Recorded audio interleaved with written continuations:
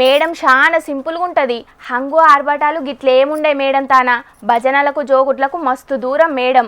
చాలా డిసిప్లిను, చాలా స్ట్రిక్ట్గా ఉంటుంది అని తెలంగాణ షెయి పార్టీ ఇన్ఛార్జి మీనాక్షి మేడంను మొగులకెత్తిన షెయి పార్టీ లీడర్లు ఇప్పుడు మేడం మీద మస్తు గరం గరం అవుతున్నారట.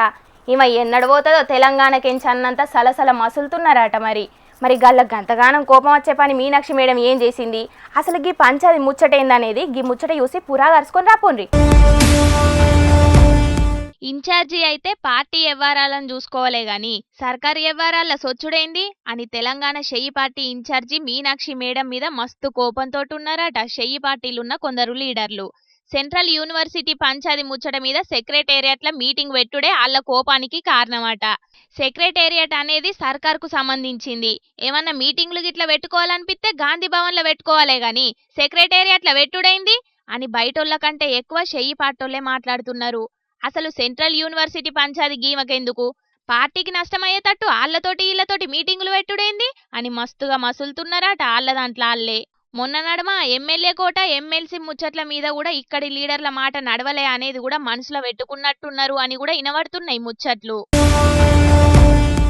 కోర్టులు చెప్పేదాకా కమిటీలు వేయకుండా షెట్లను కొట్టుడు ఆపకుండా ఆగమాగం చేసింది సర్కారు. స్టూడెంట్ల మీదకి పోలీసులను పంపి లాఠీ చార్జీ చేసింది సర్కారు.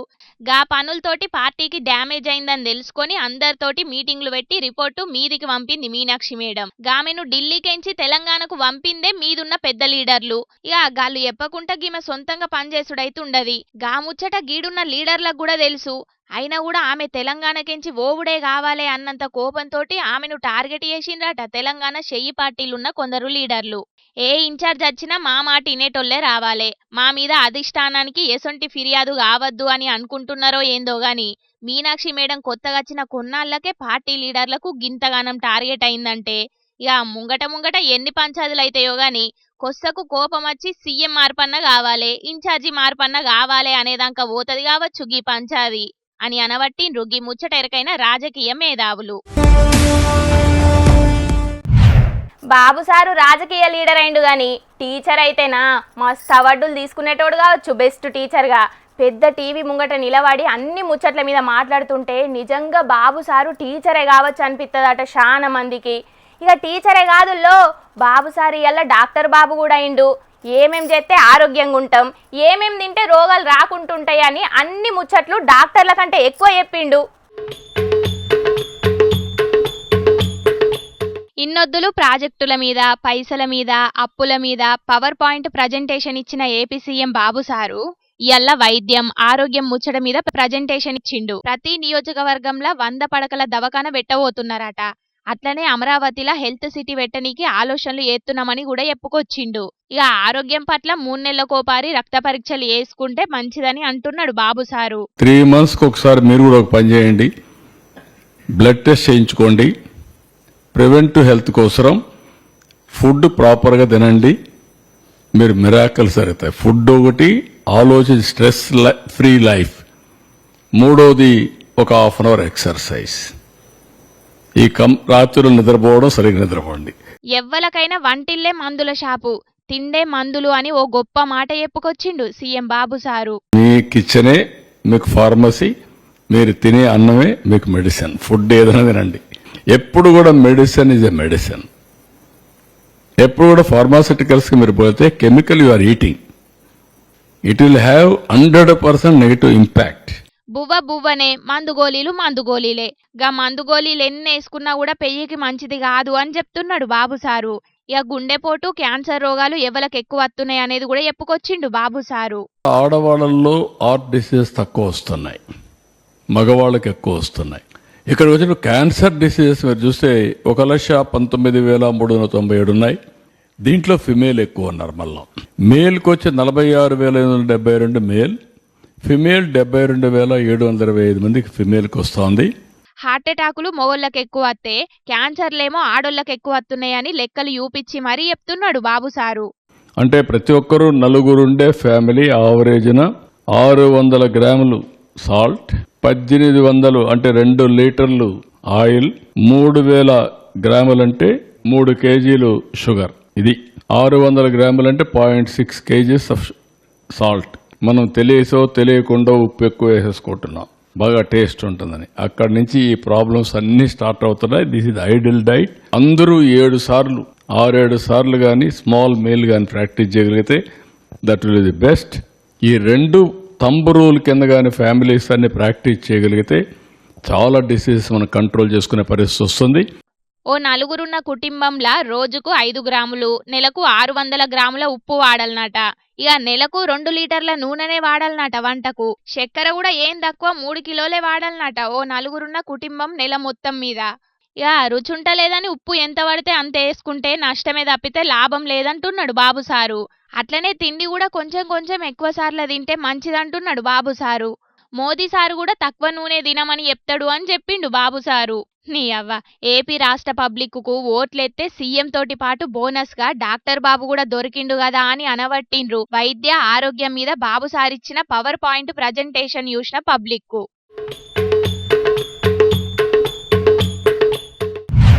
సీటు త్యాగం చేస్తే ఎమ్మెల్సీ ఇస్తాన్నోళ్ళు ఎమ్మెల్సీ పదవి ఇయ్యకపోగా కనీసానికి పిలిచి మాట్లాడును కూడా మాట్లాడతలే అని పిఠాపురం వర్మ సారు బాబు సారు గురించి మనసులో పెట్టుకున్నాడో లేదో గైనకే తెలవాలి గాని ఇప్పుడైతే బాబు సారుకు పెద్ద డిమాండ్ చేసిండు వర్మ సారు. గా డిమాండ్ తోటి బాబు సారుకు లోకేష్ అన్నకు నడమ పంచదైనా అవుతుంది కావచ్చు అని అంటున్నారు కొందరు. మరి గా డిమాండ్ ఏందో గా కథ ఏందో పురా అరుచుకొని రాపోండ్రి. 2047 ప్రణాళిక చంద్రబాబు నాయుడు గారు నిర్ణయించి రాబోయే రోజుల్లో పార్టీ రథసారథి నారా లోకేష్ గారిని ఈ పార్టీని ఏదైతే మన గెలుపుకు కారణమైన పాదయాత్ర చేసి ఉన్నారో ఆయనకి రథసారథిగా ఈ తెలుగుదేశం పార్టీని ముందుకు నడిపించాలని చెప్పి కోరుతా ఉన్నాం. పార్టీకి భవిష్యత్ ప్రణాళిక ఉండాలి. భవిష్యత్ తరం నాయకుడు మరి నారా లోకేష్ గారు ఉండాలి అన్న వాళ్ళందరూ కూడా చేతులెత్తవలసిందిగా కోరుతా ఉన్నాం. నారా లోకేష్ గారి నాయకత్వం, చంద్రబాబు నాయకత్వం. సైకిల్ పార్టీ భవిష్యత్తు కోసం పార్టీ పగ్గాలు మొత్తం లోకేష్ అన్నకే అప్పచెప్పాలన్నట. 2045 విజన్ అని రాష్ట్రం కోసం పెట్టుకున్నట్టే పార్టీ కోసం కూడా ఓ విజన్ పెట్టుకొని లోకేష్ అన్నకు అప్పచెప్పాలని అంటున్నాడు పిఠాపురం వర్మ సారు. సార్కి ఇప్పుడే కాదు గాని అడమ లోకేష్ అన్నకు చిన్న సీఎం పదవి ఇస్తే తప్పేందని కూడా మాట్లాడిండు. లోకేష్ గారికి డిప్యూటీ సీఎం అడుగుతున్నారు ఏంటంటున్నారు కదా మీరు. ఏం తక్కువ ఉంది ఆయనకి? ఆయన ఏం చేశాడో మీకు ఎవరికైనా తెలుసా? ఆయన ఎంత కొట్టి చాకరీ చేశాడు లోకేష్ గారు తెలుగుదేశం పార్టీకి తెలుసా? వేళ పార్టీకి వెన్నెముగ్గా నడిచాడు. సమయం దొరికినప్పుడు ఆళ్ళ మైక్ ఇచ్చినప్పుడు ఆళ్ళ సందర్భానికి తగ్గట్టుగా లోకేష్ అన్నకు అది ఇయ్యాలే ఇది ఇయ్యాలే ఈ పదవిలో కూర్చోబెట్టాలి అని ఇత మాట్లాడుతూనే ఉన్నాడు వర్మ సారు. మరి పార్టీ మీద పాయరంతో లోకేష్ అన్న మీద అభిమానంతో నమ్మకంతో ఇత మాట్లాడుతున్నాడో లేకపోతే ఈయన పదవి కోసం అట్లా మాట్లాడుతున్నాడో తెలియదు. కానీ రాష్ట్రంలో ఏ తెలుగుదేశం లీడర్లు చేయని డిమాండ్లు చేస్తుంటే వర్మ సారే ముంగట్టున్నాడు. ఎమ్మెల్సీ పదవి ఇస్తా అని ఇవ్వకుండా బాబు సారు పక్కకు పెట్టిండు కాబట్టి లోకేష్ అన్నతోటి ఏదైనా పని అవుతుంది కావచ్చు అనుకుంటున్నాడో ఏందో లేకపోతే వర్మ సార్ ఆలోచన ఏందో తెలియదు. కానీ ఇట్లా తాపకు కొత్త కొత్త డిమాండ్లు చేస్తున్నైతే పెద్ద ముచ్చటనే అవుతున్నది సైకిల్ పార్టీలో. అయినా లోకేష్ అన్న గురించి పార్టీకి బాబు సార్కు ఒకళ్ళు చెప్పాలన్నా ఏది ఎప్పుడు చేస్తే మంచిది అనే ఆలోచన బాబు సార్కి ఎప్పటికీ ఉంటుంది అని అనవచ్చిర్రు కొందరు రాజకీయ మేధావులు. కానీ ఇక మరి చూడాలి ముంగట వర్మసారి డిమాండ్లు పెరుగుతాయో లేకపోతే గీడికే బంద్ అవుతాయో. పబ్లిక్ ఇప్పుడు మా రాముల తాత వచ్చే యాళ్ళైంది కాబట్టి మరి పెద్ద మనిషి ఏం చేస్తున్నాడో పిలుద్దాం పాండ్రి. ఓ రాములు ఉన్నావయ్యా? గాసు బుజ్జి అమ్మ గాసు బుజ్జి రావాలి ధర తక్కువ మంట ఎక్కువ గాసు బుజ్జి ముత్తుకో రాదురా వచ్చిన బెల్లం కొచ్చిన రాయిదెక్క గాసు బుజ్జి అని ముత్తుకోవా? ఇంకో మొద్దును ఎత్తుకున్నట్టున్నావు. మొట్టు తింటావా? చిన్న తాంబేరం తినవచ్చా? మొత్తుకో గాసు బుజ్జి వంగు గాసు బుజ్జి అమ్మ గాసు బుజ్జి. అయ్యా తావుడుకు పైసలు లేవేమో ఇక ఇంట్లో ఉన్న గ్యాస్ బుట్టిని కూడా అమ్ముతున్నావా? అని ఉన్న గ్యాస్ బుట్టిని అమ్మితే రేపటి సంది దేని మీద అంటుకుంటావు? ఓ ముసలాడా పిలిచేది నిన్నే, చెవులు వినబడతలేవా? గాసు బుజ్జి ఆడిచేదా తీర్చేదిరా. అది సిగ్గిల్నో బిగ్గిల్నో వాళ్ళు ఆన్లైన్ అంగట్లలో బువ్వ కొనుక్కొని తినే మోకంది. దానికి ఏమెరకరా మన గాసు బుజ్జి కట్టాలు? అది గట్లా మాట్లాడుతుంటే దానికి ఏమెరక నువ్వురా? అది కూర్చొని అన్ని చెప్తుంది ఇచ్చులు కచ్చకాలు. గాసు బుజ్జి చెప్తే అర్థమైతలేదా అని నీకు? చక్కగా గ్యాస్ బుడ్డి తీసుకుపోయి ఇంట్లో పెట్టుకో. రేపు నీ తాగుడుకు ఇంట్లో బోలు బొచ్చలు కూడా అమ్ముకునేటట్టున్నావు కదా. నీ తాగుట్లమ్మ అన్నవాడా? మా తాగుట్ల మన్ను పడితే మీకే నట్టమే సుప్పనాతి మొకందాన. మా తాగుడు మీద వచ్చిన ఆమ్దాంతోనే కాదే సర్కారు నడిచేది, మీకు అందరికి పథకాలు ఇచ్చేది. ఆయన నేను తాగేదందుకు కాదే ఈ గాసు బుజ్జిని అమ్ముకునేది. నా కట్టం నాకున్నది. నీ వార్తలు నువ్వు చదువుకోవాలి కదా కొదానా. మరి ఎందుకు అమ్ముతున్నావే? అరే ఈ అర్థమయ్యేది దాన్ని ఆడ కూర్చుని పెట్టి వార్తలు అయితే చదివిపిత్తంలో నాకైతే తెలుస్తలేదురా. ఈకలు తోకలు ఏం తెలియదు దీనికి. ఆడ కూర్చొని శనార్థులు వెడ్ లైన్స్ అని అంటది, కానీ లోకం మీద వెడ్ లైన్స్ ఏంటి అనేది దీనికి అసలుకే తెలియదు.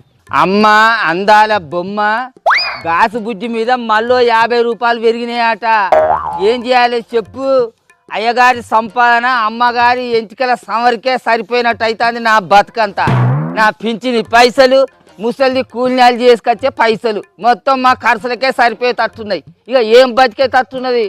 అందుకే ఈ గాజు బుజ్జిని అగ్గోసగ్గోకి ఎవరికన్నా తలగబెట్టి మళ్ళీ వెనుకటి కట్టెల పొయ్యికే పోదామని చూస్తానా. మరి ఏం చెప్తాంరా? కట్టెల కారువా మనకు? ఓహో, గ్యాస్ బుడ్డి రేటు పెరిగిందని బుడ్డిని అమ్ముతున్నావు. మరి తాపకింత మందు రేట్లు కూడా పెరుగుతూనే ఉన్నాయి కదా. మరి గా మందుని ఎందుకో తాగుకుంటుంటలేవు? ఇది అంటే నా తాగుడు మీదనే ఎడతాంద్రా. దీని కందల్లా కంపగొట్ట, దీని నోట్ల పొక్కుల పోసావు కూర్చోను. అరే నీ ముష్టి చేతులతోటి ఎన్నడన్నా ఒక్కరోజు 1 కోటరు మందన్న, కనీసం అర్ధపావు మందన్న కొనిచ్చిన అవే అలకదక్కదానా? ఏమైనా నా తాగుడు మీద ఎడతావేదా నువ్వు? అడిగిన దానికి చక్కగా జవాబు చెప్పు. అంకరంకర మాట్లాడి తిట్టినావు అనుకో, ముసల్దానికి చెప్పి నీ ఈ పంత సాపి ఎత్తా ఏమనుకున్నావో. అయినా మన రేవంత్ సార్ సర్కారు 500కే గ్యాస్ బుడ్డి ఇస్తుందిగా. అదే 50 రూపాయలు పెరిగినంత మాత్రాన ఏమైతుంది? ఎంతమందికి ఇస్తుంది 500 రూపాయల గాసు బుజ్జి? కొంతమందికి సబ్సిడీ పైసలు పడతలే లేవాట. ఎరికేనా? దేహ ఇదంతా కాదు. ఈ గాసు బుజ్జిని ఎవరికో ఒక్కరికి తరగబెట్టి అడవిలో పోయి 2 కచ్చమప్పులు తీసుకొచ్చుకున్నావు అనుకో అయిపోయా. ఎట్లాగా ఆవు పెండ బాగానే పెడతాది. 2 పిడకలు పొయ్యిలో నూకి 4 పుల్లలు వేసినట్లయితే బువ్వ కూర బందోబస్తుగా అయిపోతుంది.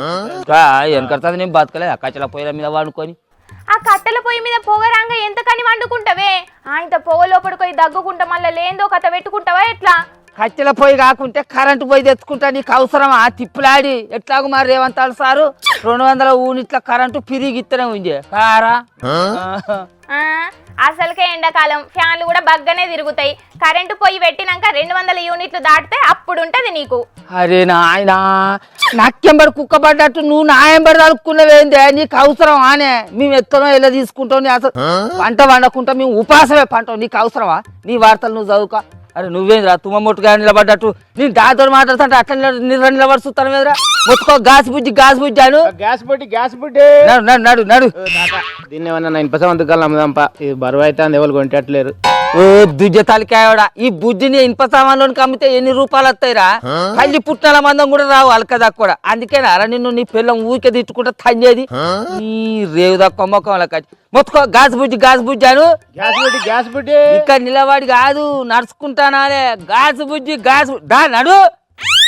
గుద్దుతా చిన్న తాంబేడు తింటాడు మళ్ళీ తినమని. అయితే గ్యాస్ ఒకటే కాదే తాత, పెట్రోలు డీజిల్ రేట్లు కూడా 2 రూపాయలు పెరిగినాయి. గాజు అగో ఇన్నావరా అలకదా కూడా. రేపటి సంధి లూన బండిని కూడా మూలకు పెట్టాల్సిందే. నడు నడు నడు. అయ్యో పెరిగినాయి కానీ పబ్లిక్ కు పెంచలేదే. ఆయిల్ కంపెనీ వాళ్ళకే పెంచిండ్రు సెంటర్ సర్కార్ వాళ్ళు. మనకు ఎప్పటి ధరకే పోతారట. ఏం పెంచుడో ఏందో. ఆ ఆయిల్ కంపెనీ వాళ్ళు అయినా ఊకుంటారా? రేపట్ల వాళ్ళు కూడా పెంచుడు మీద ఉండరా? ఎందుకు ఊకుంటారా? లెక్కకైతే అంతర్జాతీయ మార్కెట్ల ముడి చమురు ధర బగ్గ తక్కువైందటనే. పెట్రోలు డీజిల్ రేట్లు 5 రూపాయల దాకా తగ్గియాల్సింది పోయి ఆయిల్ కంపెనీ వాళ్ళకు 2 రూపాయలు పెంచిండ్రట సెంటర్ సర్కార్ వాళ్ళు. మంచిగా ఉన్నది పో. అంతటా మరి గంతగానం తక్కువ ఉన్నప్పుడు మన కాడ ఒక 5 రూపాయలన్నా తక్కువ చేస్తే ఏమైంది కావచ్చు. గాసు బుజ్జిని అయితే అమాంతం 50 రూపాయలు పెంచిర్రు. వచ్చే దిన్న అంటే ఈ అధిక ధరలతోటి జనాలు సచ్చేదిని వచ్చేటట్టున్నాయి. ఇట్లా గ్యాస్ బుడ్డి తెచ్చిన వాడు ముసలి తీసుకొని వస్తాను చీపురు కట్టే. అవునా? అలక తక్కువ ఆగురా. దానికి దొరికేదంటే నా సీట్ కింద మంట పెడతారా వరి వారి. చూసిందా అలా గ్యాస్ బుడ్డి ధర ఒకటే పారి 50 రూపాయలు పెరిగే వరకు మా తాత సొంటోళ్లకు గుండెల్లో బండి ఎత్తేసినంత పని అవుతున్నదట. ఏం ధరలో ఏమో పోన్రి. ఇయ్యాల రేపు ఉప్పు పప్పు అన్నట్టు అన్ని ధరలు పెరగబట్టే. అదేందో కానీ పెరుగుడైతే 50లు 100లు పెరుగుతాయి, తగ్గుడేమో రూపాయి 2 రూపాయలు తగ్గిస్తారు. ఈ ధరలు పెరుగుడంతా అమెరికా అధ్యక్షుడు ట్రంప్ పుణ్యమే అంటున్నారు. మరిగా రేపు ఇంకెన్ని ధరలు పెరుగుతాయో ఎట్లా బతుకుతామో పోన్రి. ట్రింగ్ ట్రింగ్ ట్రింగ్ ప్రయాణికులకు ముఖ్య గమనిక, మీ బ్యాగులను మరియు వస్తువులను జాగ్రత్తగా చూసుకోండి. మీ చుట్టుపక్కల ఎవరైనా అనుమానంగా తిరిగితే వెంటనే పోలీసులకు సమాచారం ఇవ్వండి. ఇచ్చట దొంగలున్నారు జాగ్రత్త, ఇచ్చట దొంగలున్నారు జాగ్రత్త. ఇగో బస్టాండ్ల పొంటి రైల్వే స్టేషన్ల పొంటి మైకుల గీసొంటి జాగ్రత్తలు చెప్తుంటారు కదా.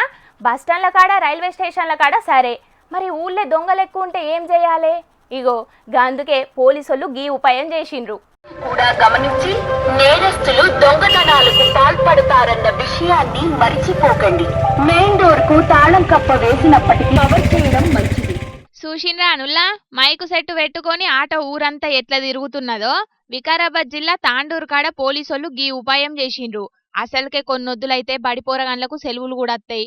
ఇక కుటుంబం అంతా గుళ్ళకని టూర్లకని అమ్మమ్మోళ్ళింటికని గిట్ల పిల్ల జల్లతోని ఇంటికి తాళం వేసి పోతుంటారు. అగ్గో గసొంటోళ్ళందరూ జాగ్రత్తగా ఉండాలి. ఎందుకంటే దొంగలు తాళాలేసిన ఇండ్లకు బగ్గనే సూటి పెడుతున్నారు. అందరూ ఖచ్చితంగా ఇంటి బయట సీసీ కెమెరాలు పెట్టుకోవాలి. బంగారం పైసలేమన్నుంటే బ్యాంకులనో లేకపోతే ఎంబట తీసుకుపోవడో చెయ్యాలి. బీరువా తాళాలు లాకర్ల తాళాలు ఏడబడితే ఆడ పెట్టొద్దు. ఎవ్వలకు దొరకని జాగలో పెట్టుకోవాలి. ఇంట్లో మీరు లేనప్పుడు ఇంట్లో చీకటి ఉండకుండా ఓ లైట్ కూడా వేసిపోవాలి. మీ ఇంటి చుట్టూ ఏదన్నా సప్పులు గాని ఏదన్నా అనుమానం వచ్చినా గాని ఎంబటే 100 నెంబర్కు ఫోన్ కొట్టుండ్రి. మీరు ఎక్కువ రోజులు ఎటన్నా ఊరికి పోవాల్సి వస్తే పోలీస్ స్టేషన్లో సమాచారం ఇచ్చిపోండ్రి అని గిట్లా అన్ని జాగ్రత్తలు మైకులో చెప్పుకుంటా ఆటోను ఊరంతా తిప్పిండ్రు పోలీసోళ్ళు. చూసిండ్రు కదా పబ్లిక్, మీరు ఎటన్నా ఊళ్ళ పొంటి పోతే దొంగలు ఇండ్ల పొంటి కన్నెత్తరనే ముచ్చట మంచిగా యాది పెట్టుకోండ్రి. జరా బంగారం పైసలుంటే భద్రముల్లో, ఆయనత పోయినాక లబ్బ మొత్తుకుంటే ఏం ఫాయిదా ఉంటది? గీ పోలీసోళ్ళ ఆలోచన మంచిగానే ఉన్నది గాని జరా నైట్ పెట్రోలింగ్ చేసే పోలీసోళ్ళు కూడా ఊళ్ళే అన్ని గల్లీలు తిరుక్కుంటా ఓ నజరెయ్యుండ్లి సార్లు. మీరు మీ డ్యూటీ చక్కగా చేసినాక జనాలు ఆళ్ళ జాగ్రత్తలు ఆళ్ళున్నాక దొంగలు డ్యూటీ ఎట్లా ఎక్కుతారో చూద్దాం. ఇక ఏమంటారులా, అంతే కదా? పబ్లిక్ ఇక ఈ ముచ్చట్లు కాదుల్లా, మీకోసం లిల్లిపుడు వార్తలు కూడా పట్టుకొచ్చిన. ఇక అవి కూడా చూద్దురు పాండి.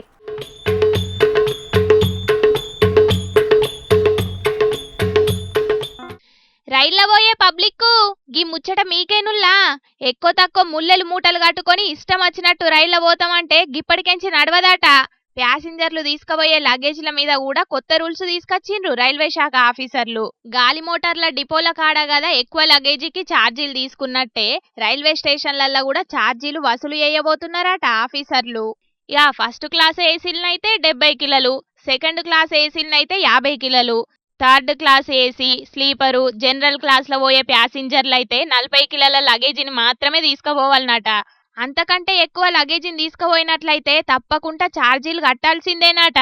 ఒకవేళ ఛార్జీలు కట్టకుండా లగేజీ ఎక్కువ తీసుకుపోయినట్లయితే టికెట్ ధర మీద 6 రేట్లు ఫైన్లు ఎత్తారట ఆఫీసర్లు. మొత్తానికి రైళ్ల పోయే ప్యాసింజర్లకు లగేజీ పేరు మీద పెద్ద షాక్ ఇచ్చిండ్రు కదా ఆఫీసర్లు. ఇన్నారు కదా పబ్లిక్, జర ఊళ్ళో పోయేటప్పుడు లగేజీని చూసుకొని తీసుకుపోన్రి. పాత లెక్కల ఇష్టం వచ్చినట్టు తీసుకుపోతామంటే ఛార్జీల మీద ఛార్జీలు ఎత్తారట. జర పైలం మరి.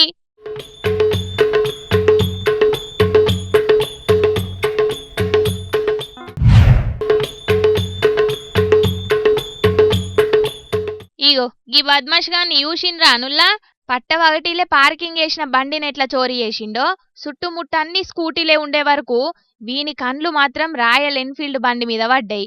అగ్గో ఎవ్వలకు అనుమానం రాకుండా మూతికి మాస్కు నెత్తికి టోపీ పెట్టుకొచ్చి ఈ స్క్రూ డ్రైవర్ అసొంటిదేదో తెచ్చి తాళాలు పెట్టే కాడ పెట్టి 2-3 దెబ్బలు గట్టిగా కొట్టి తిప్పిండు. గంతే ఇక దెబ్బకు లాక్ ఓపెన్ అయింది.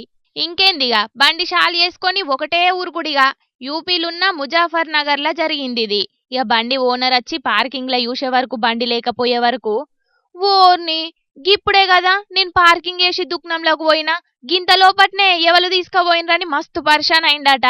ఇక ఆడున్న సీసీ కెమెరాలు చూసే వరకు గీ దొంగోడి భాగవతం అంతా బయట పడ్డది. ఇక ఎంబటే పోలీసుల్లో కంప్లైంట్ చేసే వరకు వాళ్ళు దొంగోని పట్టుకునే పనుల పడ్డారట. చూసిండ్రు కదా పబ్లిక్, దొంగలు ఎట్లా మోపైనరో. దుకాణాల ముంగట బండ్లను మంచిగానే పార్కింగ్ చేసినాం, హ్యాండిల్ లాగా కూడా చేసినామని అనుకునేరు. చూసిండ్రు కదా 5 సెకండ్లలోనే తాళాలు తీసి మరి బండిని ఎట్లా మాయం చేసిండో.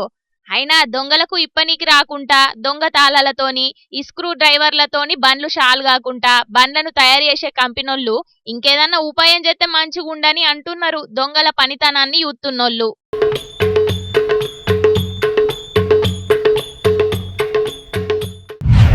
అమ్మయ్య పబ్లిక్ తెచ్చిన కాడికి ముచ్చట్లన్నీ చెప్పేసిన. ఎట్లున్నాయి? మస్తు మస్తుగున్నాయిలే. ఇక ఇవుల్లా తాజా పంట సమర్పించు ఇయాల్టి జోర్దార్ వార్తలు. మళ్ళొచ్చే జోర్దార్ వార్తలల్లా మస్తు జోర్దార్గా అందరం కలుసుకుందాం. అప్పటిదాకా ఏం చేయాలని ఎరకనే కదా, చూస్తూనే ఉండుండ్రి హెచ్ఎం టీవీ. అట్లనే ఇంకిన్ని మంచి మంచి వార్తల కోసం హెచ్ఎం టీవీ యూట్యూబ్ ఛానల్ను తప్పకుండా సబ్స్క్రైబ్ చేసుకోండి. గిసొంటి ముచ్చట్లు ఆడ మస్తుగుంటాయుల్లా. అన్ని ముచ్చట్లు మీ దాకా చేరాలంటే తప్పకుండా గంట కొట్టుండ్రి, లైక్ చేయండి. ఈ ముచ్చట్లను మీ దోస్తులందరికీ షేర్ చేయండి. ఏమంటున్నాం? సరే మరి ఉంటా. టాటా, నమస్తే.